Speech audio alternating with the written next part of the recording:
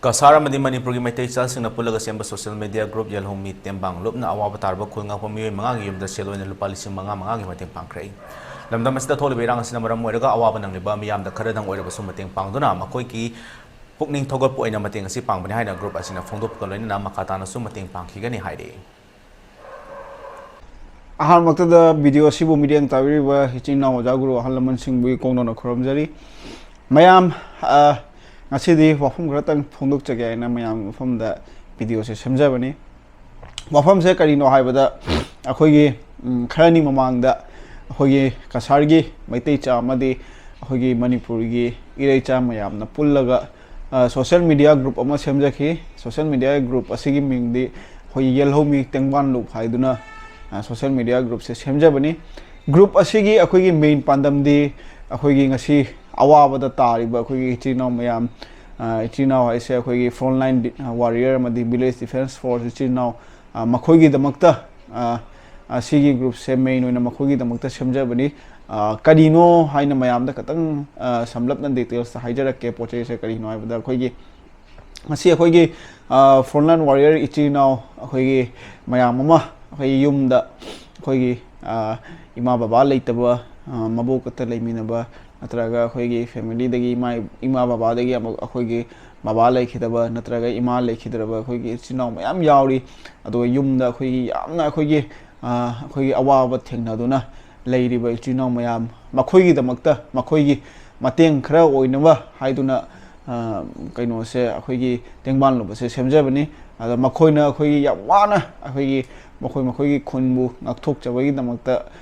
khoi leptuna leijaba aduga khoi yumda su khoi ima babana adu imana yam wana khoi ngai jaba adu mayam dugi khallaga mayam dugi damakta khallaga khoi tengban lup se semjabani tengban lup asina khoi handak tha gi october gi tang 15 da khoi frontline warrior manga khakta mateng pangjakhi manga khakta khoi frontline warrior manga khakta lising manga tauna mateng pangjakhi mateng pangbasida khoi international sanaroi national sanaroi aduga khoi ereicha amadi Cachar gi sanaroi kya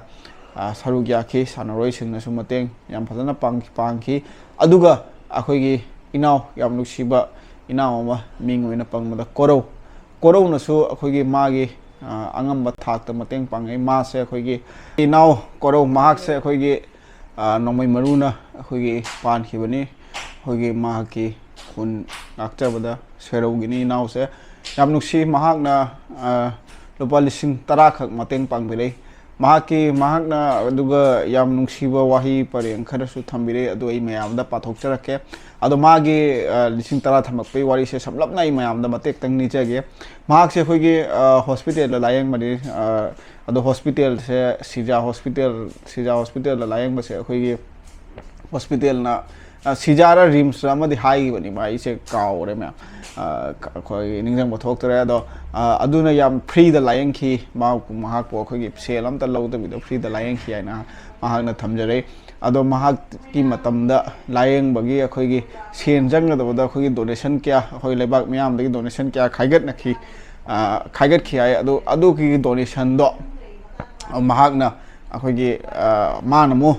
lebak ki mateng bang mada use to na bai damak mahak na donation to jarak pani adu mahak na donation to matung da thamjaba wahi khara tang ai mayam da thamjarake mahak na hari se iramdambu kandaba yade haiduna achauba thodang lobiriba ereicha singgi awat apa kya da mateng oinabiu nanaw ngasi tawjariba mateng ase iramdam ngasigi ereicha khudingna aigi operation gi damak pibirak pani adubu sija hospital na maga sija hospital ni myam sija hospital na sel amata lobida bana mateng ase ngamjabani ai pocket tagi selfam na chade punama iramda masigi ereicha kayana amadi sija hospital gi mateng ni asini mahak na khoigi donation je people loiraba matungda mahak na message irak pase myam yam nungsi inaw korau gumba thamoi chauba khoigi thamoi tingba inaw ereicha khoigi kanglei pakta atang mani inaw yam thuna pharo yam thuna pharaga hane dumaina akan misak am oiraga erei pak se imalai bag ase khoigi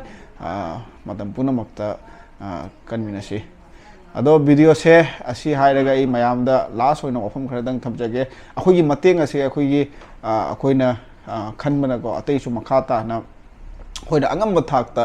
मतेंग तौनबा तौजरी अदुगा अखोगी मतेंग पांगसिदा सरुक याजनिंगबा इचिनाव लेरिबा तारसु सरुक याबियो अकाइबा लेते आई जीपे की number आई